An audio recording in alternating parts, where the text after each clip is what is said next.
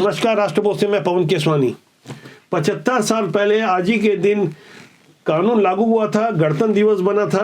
गणतंत्र दिवस की आप सभी को शुभकामना के साथ मैं आज उस खुलासे को प्रस्तुत करने जा रहा हूं जिसके बारे में हमने पहले चर्चा की थी। कमिश्नर दुर्ग की ओर से इस जांच में पाया गया कि इस जमीन को जब से अलॉट किया गया था तब से लेकर आज की तारीख तक पैसे नाम मात्र के ही जमा किए गए हैं। सूचना के अधिकार और दूसरे माध्यमों से जो जानकारियां मिली है, जो तथ्य मिले हैं, जो प्रमाण मिले हैं, वो बेहद हैरान करने वाले हैं। 10,300 करोड़ से ज्यादा के उस घोटाले को आज हम उजागर कर रहे हैं। जिस दिन भारत में कानून लागू हुआ था उस तारीख को हमने चुना है ताकि आप देखें कि किस तरह से कुछ लोग कानून से खिलवाड़ करते हैं, नियमों के साथ खिलवाड़ करते हैं। क्या कानून सिर्फ गरीब और मध्यम वर्ग लोगों के लिए होता है? क्या कानून उन लोगों के ऊपर लागू नहीं होता जो धन्ना सेठ बने हुए हैं, रसूखदार हैं? ऐसे लोग किस तरह से कानून के साथ खिलवाड़ करते हैं, फर्जीवाड़ा करते हैं, ठगी करते हैं, धोखाधड़ी करते हैं, लेकिन उनका कुछ नहीं बिगड़ता, जबकि शासन और सिस्टम में बैठे हुए लोगों को वो सारी बातें पता है। मैं आगे विस्तार से वो सारी जानकारियां दूंगा जिसे आपको जानना समझना बहुत जरूरी है। जमीन पर जाके जो हमने ग्राउंड रिपोर्टिंग की वो तस्वीरें भी मैं आपको दिखाऊंगा। बड़ी बड़ी अट्टालिकाओं को देखिएगा और हमारे विसिल ब्लोअर विमलेश जैन जी को भी सुनिएगा जिन्होंने मेहनत की, जिन्होंने हमारा साथ दिया। गणतंत्र दिवस के दिन आज जब देश में कानून लागू हुआ था वहां कानून की धज्जियां कैसे दुर्ग शहर में उड़ती रही, ये पीछे मैं आपको जो दिखा रहा हूं ये वो इलाका है मालवीय नगर का। ये आप यहाँ से जो पीछे गली को देख रहे हैं ये 880 फीट यहाँ से और 880 फीट वहां से, ये दो ऐसा स्क्वायर का एरिया है। सामने होटल एवलॉन है और होटल एवलॉन के सामने जहां पर दुर्ग गृह निर्माण सहकारी समिति मर्यादित के द्वारा जो अवैध कब्जा कर 10,300 करोड़ का घोटाला किया गया उसकी जानकारी मैं आपको सिलसिलेवार ढंग से दूंगा। आप मेरे साथ बने रहिए। कैमरे में वो सारी चीजें ग्राउंड रिपोर्टिंग के साथ मैं आपको दिखाऊंगा कि किस तरह से दुर्ग कमिश्नर ने इसे प्रमाणित किया और माना कि ये दशकों से ये लूट चलती रही, ये घोटालेबाजी चलती रही। घोटाला इस मायने में क्योंकि फर्जीवाड़े के साथ जमीन का घोटाला नहीं किया गया, यहाँ कूट रचित रचना के साथ फर्जी पेपर चलाए गए और इस घोटाले में कई रसूखदार शामिल थे, कई सफेद पोश शामिल थे। हम वो सारे चेहरे बेनकाब करेंगे, आप हमारे साथ बने रहिए। दुर्ग शहर के बीचों बीच ये जो जमीन घोटाला हुआ, जैसे आप देख पा रहे हैं, होटल एवलॉन जो मालवीय नगर से जो रोड स्टेशन की तरफ जाती है यहाँ स्थित है। इसके ठीक सामने यहाँ जो एक गली आपको दिख रही होगी, ये आपको गली दिख रही होगी, दादावाड़ी रोड की तरफ जाने वाली जो गली है। एक और दूसरा भाग है जो स्टेशन की तरफ जाता है। यहाँ से मैं आपको दूसरा हिस्सा दिखा रहा हूँ। ये जो जगह है 880 फीट लंबा ये भी रोड और 880 फीट वो लंबा दूसरा रोड। इस तरह से कुल मिलाकर 6,40,000 स्क्वायर फीट की जो जगह है यहाँ जो कब्जे में है, अवैध कब्जे में है, नजुल की जो जगह है, इसे मैं दिखा रहा हूँ। और आगे जिस बारे में मैं चर्चा करूंगा अब आपको जानकर हैरानी होगी। ये खाली जगह जो आपको दिख रही है ये जगह नजुल की है। इस जगह की बिक्री हो चुकी है। ये बिक्री जिनके नाम पे हुई है मैं आगे आपको कागजों में दिखाऊंगा, स्टूडियो में दिखाऊंगा। बशीर बद्र का एक शेर है, कुछ तो मजबूरियां रही होगी वरना कोई बेवफा नहीं होता। ये शेर मैं आज इसलिए बोल रहा हूं क्योंकि जानकारी हमें उन्हीं लोगों के बीच में से कुछ लोगों ने दी है। ये जानकारी हमने डेवलप की, हमने पड़ताल की। विमलेश जी, आपका राजभोग के जनमंच में स्वागत है। नमस्कार पवन भाई। शासन द्वारा दुर्ग जिला गृह निर्माण सहकारी समिति को जो पत्र दिया गया था 23/11/1961, ये तारीख कुछ बहुत पीछे की जरूर है लेकिन उसके साक्ष्य और अपराध आज की तारीख से जुड़े हैं, इसलिए इस तारीख को मैं बता रहा हूं। ये वो तारीख है जब दुर्ग जिला गृह निर्माण सहकारी समिति को कुछ पत्र अलॉट किए गए थे, कुछ अलॉटमेंट दिए गए थे, कुछ जमीनें दी गई थी दुर्ग के मालवीय नगर के अलावा कुछ और 5-6 कॉलोनी है, उस बारे में आगे चर्चा करूंगा। फिलहाल बात मालवीय नगर की, जिसे 6 महीने के अंदर पूरा अलॉटमेंट का पैसा पटाना था, टैक्स पटाने थे। लेकिन आपको जानकर आश्चर्य होगा, जमीन जितनी अलॉटमेंट की गई है उसके करीब 3-4 गुना जमीनें ज्यादा कब्जा की गई। इस बारे में आप बताइए, आपने जो साक्ष्य जुगाड़ किए, जो आपने मेहनत की, उस बारे में आप हमारे दर्शकों के साथ वो विचार साझा कीजिए। आपको उस कॉलोनी के बारे में पता होगा, दुर्ग जिला गृह निर्माण मर्यादित समिति, जो कि वर्ष 1960-61 में आवासीय प्रयोजन हेतु जमीन दी गई थी। तब उसका मूल उद्देश्य मध्यम वर्गीय परिवारों को आवास बना के देना था। नियम और शर्तों के मुताबिक इनको मात्र 39 मकान बना के देना था। 39 मकान तो बनाए कितने? इन्होंने वहां पे अभी मात्र 43 मकान बनाए हैं। अच्छा, और मैं उसकी साइज की अगर बात करूं तो साइज सिर्फ 3000 फीट होनी थी, लेकिन कोई भी मकान वहां पे 5000 वर्ग फीट से छोटा नहीं है, बल्कि कई गुना ज्यादा 8000 10,000। और ये बड़ी बड़ी जो अट्टालिका है, इस बारे में जो विमलेश जी बता रहे हैं वो मैं साक्ष्य और पेपर मैं चाहूंगा कि आप भी देखें। जब अलॉटमेंट हुआ था उसके बाद कमिश्नर जांच भी हुई थी। कमिश्नर ने क्या बताया था जांच करने में, और कब ये जांच हुई थी, किस कमिश्नर ने जांच की थी, क्या खुलासा किया था, जो फिगर आ गया 10,343 करोड़। ये भी आप देखिएगा। फिलहाल आप कमिश्नर जांच के बारे में बताइए। कमिश्नर की जांच बेहद महत्वपूर्ण है। ये वो साक्ष्य है जो कि शासन और सिस्टम में बैठे लोगों को देखना चाहिए, मानना चाहिए, और रसूदखोरों से ये पैसे वसूलने चाहिए। अब बताइए कमिश्नर जांच की रिपोर्ट के बारे में। जी, जब हमने शिकायत की तो उसकी एक कॉपी हमने महादेव कांवरे जी के तत्कालीन आयुक्त जी को भी सौंपी। ये कब का समय? 23 में 2023 यानी भूपेश बघेल का शासन था। जी बिल्कुल था जी, उस समय जांच आ चुकी थी। जी, उन्होंने इस विषय को गंभीरता से लेते हुए जी। और 4 आरआई जो कि 2 तहसीलदार और 2 संभायुक्त महोदय के थे, उन्होंने 11 सितंबर 2023 की वो कॉपी आप देखिए। आपकी स्क्रीन में मैं चाहूंगा कि कॉपी आप देखें और समझें कि इसमें कितनी गहराई है। जी, जब संभायुक्त महोदय ने के आरआई साहब लोग जांच कर रहे थे, तब समिति के प्रबंधक और मैं जो शिकायत करता उनके साथ में पूरी टीम जांच कर रही थी। और मौके पे खसरा नंबर का मिलान करने पे और अतिरिक्त 10 एकड़ जमीन जो कब्जा करके बनाई गई थी उसका भी पूरा भौतिक सत्यापन करके मिलान करके जांच रिपोर्ट सौंपी गई। शिकायतकर्ता के रूप में मौके पे थे। जी, मैं भी था। आपको शामिल किया गया था। जी। और अनुबंध की शर्तें जो थी वो भी आप देखिए। पहले 1961 में जब ये जमीन, जब कैलाशनाथ काटजू उस समय संयुक्त मध्य प्रदेश के मुख्यमंत्री हुआ करते थे, उस कार्यकाल में सब हुआ था। सन 57 से लेके 62 तक कैलाशनाथ काटजू के मुख्यमंत्रित्व काल में ये जमीनें न केवल मालवीय नगर बल्कि इसके अलावा दुर्ग शहर की अन्य कॉलोनियां मोहन नगर और नेहरू नगर, मालवीय नगर, पंचशील नगर, शिक्षक नगर और राजनांदगांव में कैलाश नगर ऐसी कई अन्य कॉलोनियां अलॉट की गई थी। जहां से शुरुआत होती है, तब नगर एवं ग्राम निवेश ऑफिस नहीं हुआ करता था। टाउन एंड कंट्री प्लानिंग उस समय अस्तित्व में नहीं आया था। पीडब्ल्यूडी के माध्यम से सारी नियम शर्तें बनाकर जो ड्राफ्ट तैयार किया गया तो उसमें साफ तौर पर लिखा था यदि 6 महीने के भीतर, सिर्फ 6 महीने के भीतर, आज करीब 64-65 साल हो गए हैं, लेकिन जब अलॉटमेंट हुआ था वो 6 महीने के भीतर यदि आप टैक्स नहीं पटाते तो स्वयं में ही अलॉटमेंट रद्द हो जाएगा। वो पट्टा दिया गया था। आज पट्टे में अलॉट की गई मध्यम वर्ग की वो जमीनें जहां महलनुमा इमारतें खड़ी है।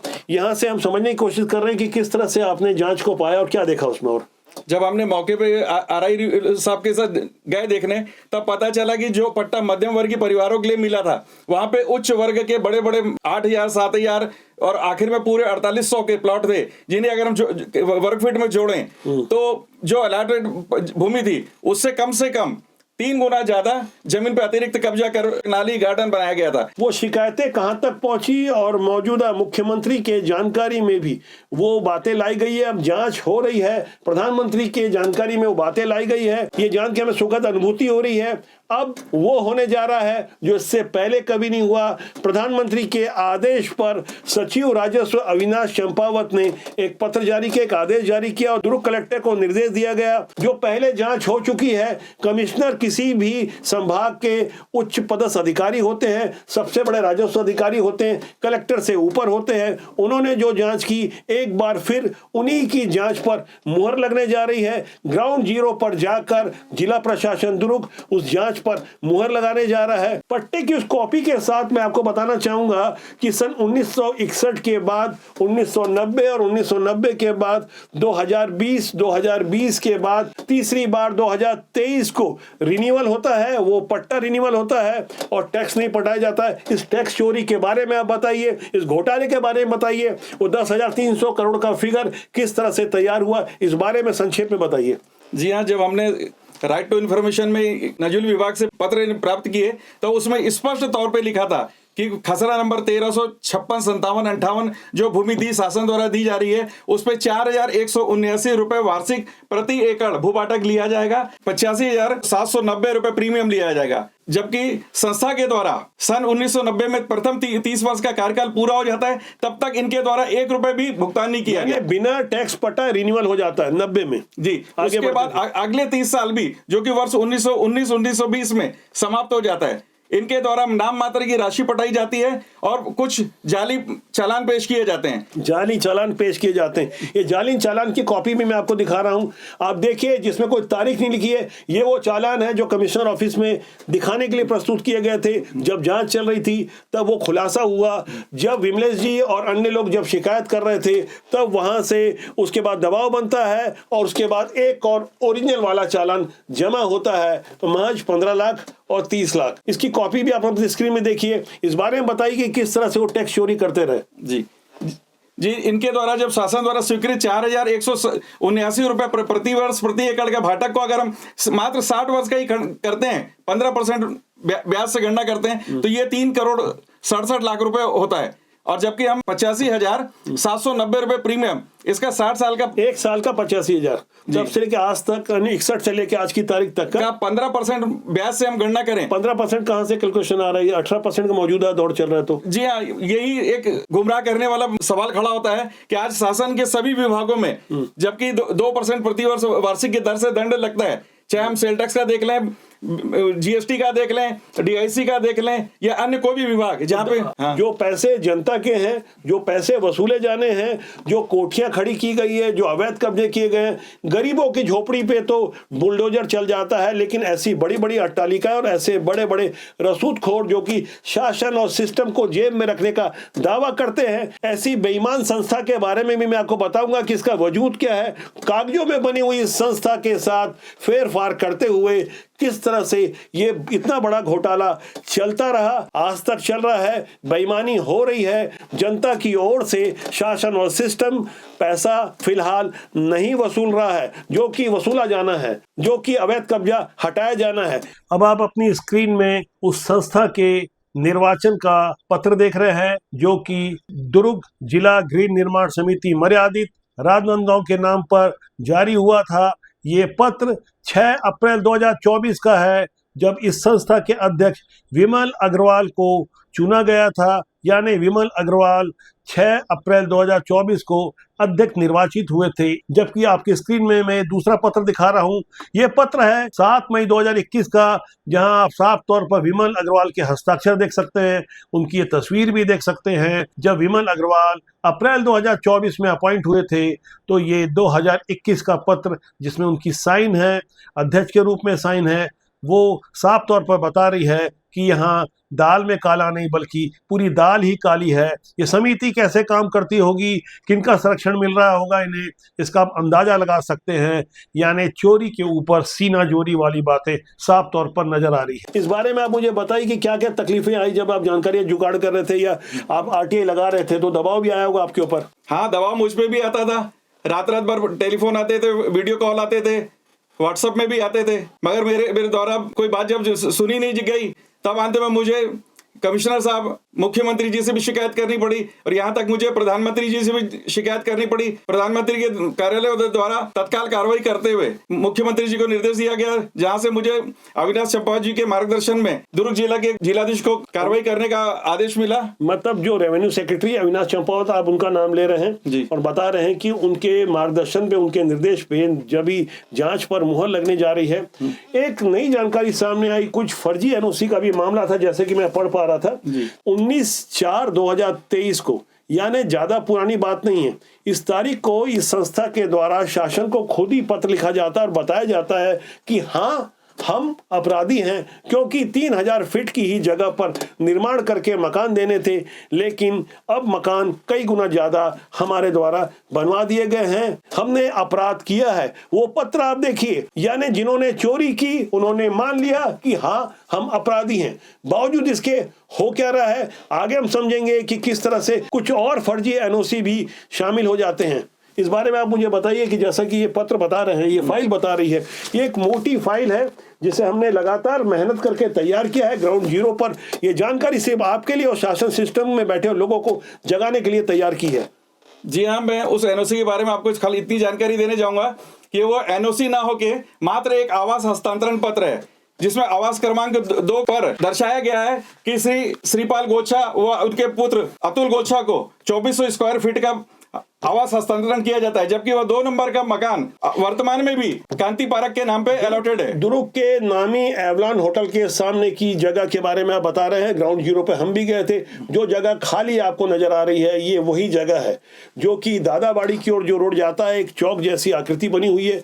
यहाँ एक अच्छी खासी लंबी चौड़ी जगह है। ये जगह दुर्ग गृह निर्माण सोसाइटी के द्वारा जो कब्जा की गई जगह उससे भी अतिरिक्त है, यानी जगह घोषित रूप से नजूल जगह है। नजूल विभाग से संस्था को एनओसी लेनी थी, लेकिन संस्था के एक फर्जी पत्र मात्र से ही वहां रजिस्ट्री हो जाती है और शासन की करोड़ों रुपए की जमीन, एकदम प्राइम लोकेशन की जमीन, आप जिनका नाम ले रहे थे, उन तक ट्रांसफर हो जाती है, किताबों में हो जाती है। आज की तारीख में जब ये मामला उजागर हुआ, तब हम पे कुछ लोग दबाव बनाने की कोशिश करते हैं, लेकिन ना हम झुकेंगे ना रुकेंगे, लगातार सच के साथ बने रहेंगे। देखिए वो जगह है जो जगह आज खाली है। आज की तारीख में यहाँ कोई निर्माण करने की हिम्मत नहीं करेगा, क्योंकि शासन सिस्टम में बैठे हुए लोगों को पता चल गया है कि अब बेईमानी नहीं चलेगी, भ्रष्टाचार नहीं होगा। जो पहले कर चुके थे उन पाप को भी धोने का वक्त आ चुका है। दुर्ग शहर की पुरानी जमीनों के कोई यदि एक जानकार है सबसे ज्यादा, तो वह है अरुण गुप्ता। पुरातत्व मामलों के खास जानकार हैं। जो पौराणिक जमीनें थी उनके बारे में इन्होंने अध्ययन किया और कई शिकायतें की। अरुण जी मुझे बताएंगे कि दुर्ग गृह निर्माण सोसाइटी जो मालवीय नगर में, जिनका भारी भरकम कब्जा है और 10,000 करोड़ से ज्यादा के घोटाले की जानकारी खुद कमिश्नर की जांच में स्पष्ट हुई है, आप कैसे देख पा रहे हैं कि दुर्ग में किस तरह से ये लैंड माफिया हावी है? लैंड माफिया सभी जगह हावी है। यहाँ जहाँ परमिशन नहीं है वहाँ कॉलोनियाँ बन रही हैं, और सबसे पहले तो ये पटवारी की नज़र में आता है। एक ढंग से कह लें सबसे बड़ा लैंड माफिया हमारा राजस्व विभाग हो गया क्या? ये बड़ा प्रश्न है कि कहीं हमारा राजस्व विभाग ही सबसे बड़ा लैंड माफिया नहीं है। आज अपराध को प्रोटेक्शन देना, अपराध को बढ़ावा देना, ये कहीं ना कहीं राजस्व विभाग का ही काम दिख रहा है इसमें, जैसे कि आप आरोप लगा रहे हैं। आपने जो अध्ययन किया, आपने जो देखा, मालवीय नगर उसके आसपास भी मठ मंदिर की ज़मीनें हैं, सीलिंग की ज़मीनें हैं, नजूल की ज़मीनें हैं, आप कैसे देख पा रहे हैं इसे? इसमें ये है, जो कर्तव्य है शासकीय कर्मचारी का, अधिकारी का, संवैधानिक कर्तव्य है, उसको पूरा नहीं करता तो उसके लिए सीआरपीसी में 166 थी धारा, अभी बीएनएस में क्या है ध्यान नहीं है, 166, उसमें सीधे सीधे अपराध पंजीबद्ध क्यों नहीं होते इनके खिलाफ? जब वो जानते हैं कि ये जो कर रहे हैं अवैधानिक है, उसको रोकना उनका कर्तव्य है, और नहीं रोक पाते हैं मतलब संविधान के विपरीत काम कर रहे हैं। दुर्ग जैसे शहर में 10,300 करोड़ का घोटाला अपने आप में बड़ा अजूबा लग रहा है कि इस देश में इतना बड़ा घोटाला इस राज्य में कैसे दबा हुआ था। और जब जिस शहर में बड़े छोटे छोटे गरीबों की बस्ती तोड़ी जाती है, और इतना बड़ा घोटाला जहाँ पे बड़े बड़े लोग, रसूखदार लोग राजनीतिक दबाव में आके अपना घर बना के रहते हैं, निश्चित तौर से कोई भी आदमी कानून से बड़ा नहीं होता है। कानून के तहत इन पर सख्त से सख्त कार्रवाई होनी चाहिए। मोदी जी मन की बात करते हैं, और मौजूदा समय में भाजपा में एक मन की बात कार्यक्रम के प्रभारी हैं जो दुर्ग जिले के प्रभारी संतोष सोनी जी। आप बताएंगे कि पुरानी सरकारों से जुड़ा हुआ मामला, मौजूदा समय में आप दावा करते हैं कि सुशासन की सरकार है, तो आप कैसे देख पा रहे हैं कि ये पाप जो सामने आए, जो घोटाला सामने आया, इसका? देखिए, तो ये घोटाले की बात सामने आ रही है, और हमारे मालवीय नगर, शिक्षक नगर, और जितने भी यहाँ पर जो पंचशील नगर हैं और नेहरू नगर है, यहाँ पर 4 एकड़ ज़मीन लेकर उसमें उसको अवैध कब्जा करके उसको बढ़ा के 14 एकड़ को उसको जो है बेच रहे हैं। ये अरबों का घोटाला है। राजनांदगांव में भी इस तरह की सोसाइटी बना के कांग्रेस के लोगों ने काम किया, और पिछले कितने वर्षों से ये शासन को जो है चूना लगा रहे हैं। अरबों रुपए का चूना लगा दिया इन्होंने। ये बहुत बड़ा घोटाला है। इसमें जो है पक्षपात नहीं होना चाहिए, और जो दोषी हैं उनके ऊपर बिल्कुल कार्रवाई होना चाहिए। जब गरीबों की झोपड़ियां तोड़ी जा सकती हैं तो अमीरों की क्यों नहीं तोड़ी जा सकती?